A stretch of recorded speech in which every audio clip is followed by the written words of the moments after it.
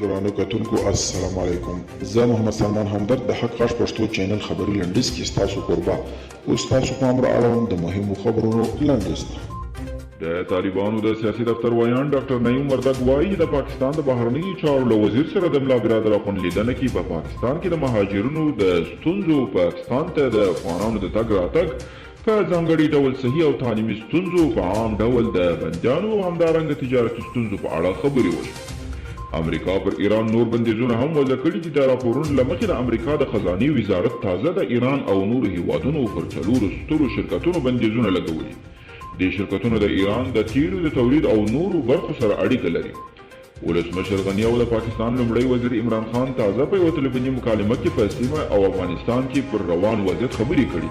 د ارګ اعلامیه کې راغلي چې ولسمشر غني په دې تلفوني مکالمه کې په هیواد کې د تاوتریخوالي ډېرېدل او وروستۍ جګړې د جدي اندېښنې وړ بللي دي.